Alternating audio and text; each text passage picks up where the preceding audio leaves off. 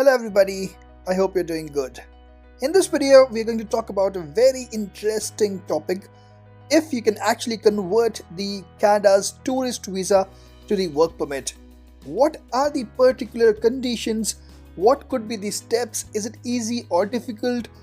We'll talk all about that in this video. So many people have requested me to make this video, so here's the video and it is going to be very interesting. Possibility: is it even possible to convert your Canadian tourist visa to work permit?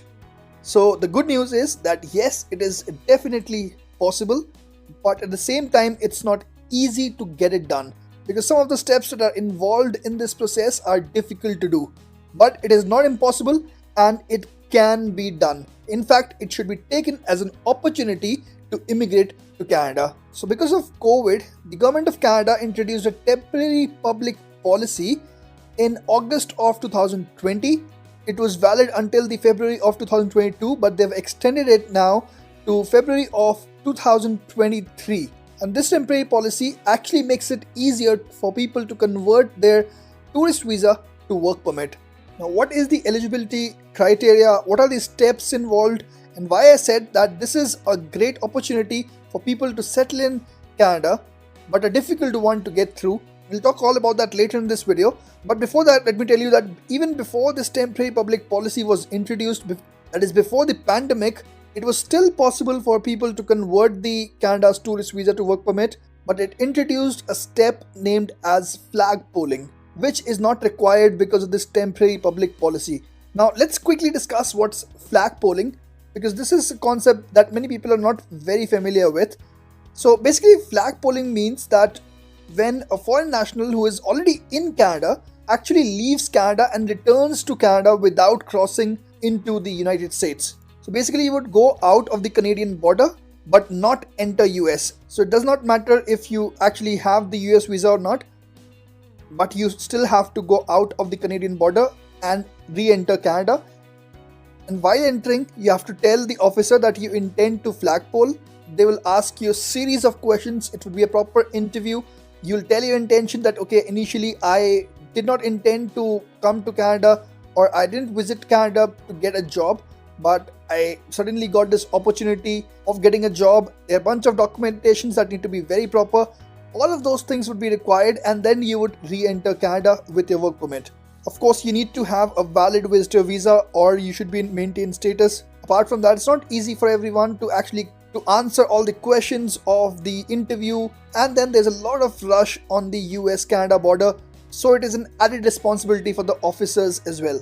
So before this temporary policy was introduced, flag polling was actually required, which was actually the last step. But as I told you, flag polling is not required until this temporary public policy is in place until the February 28, 2023. Alright, now let's talk about this temporary public policy.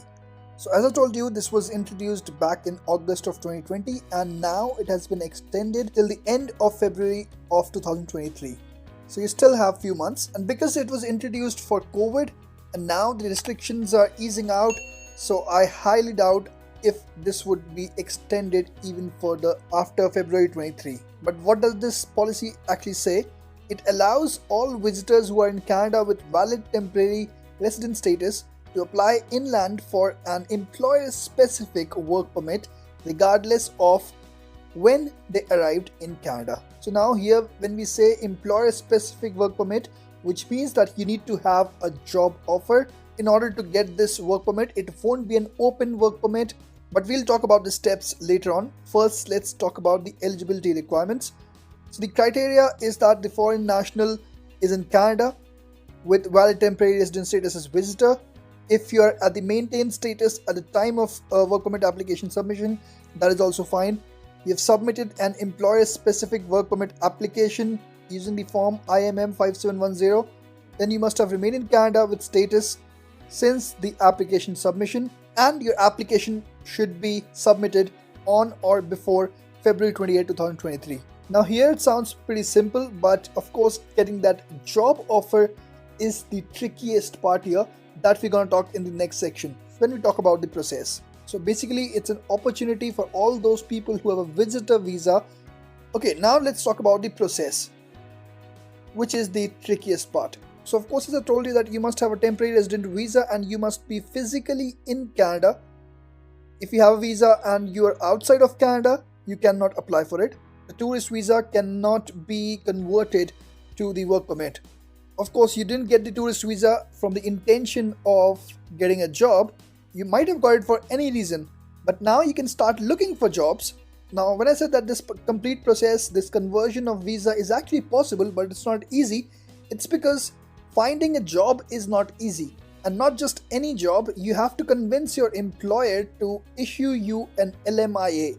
What is an LMIA letter? It's a labor market impact assessment. I made a detailed video on it. I'll provide a link in the description box below. But just to give you an idea, this letter basically states that they were not able to find any Canadian citizen or permanent resident for that particular job, and that's the reason why they're hiring a foreign national. So once you've found such an employer, it's the employer's responsibility to request for that letter. Finding a job with an LMIA letter is very difficult when you're sitting outside of Canada. Now, finding a job with an LMIA letter is of course very difficult when you're outside of Canada, but it's slightly easier when you are inside of Canada, because you can actually interact with the employer, you can go for the interviews, you can convince the employer that okay, I am here, and once I get the authorization, once I get the work permit, I'll be able to work, I'll be able to join immediately after that. Once you have crossed that hurdle, the next step is to apply for the work permit.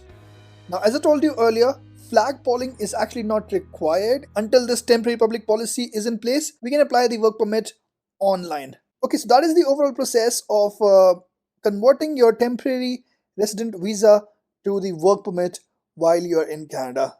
Thanks a lot for watching this video. If you want any other specific video, please let me know in the comments.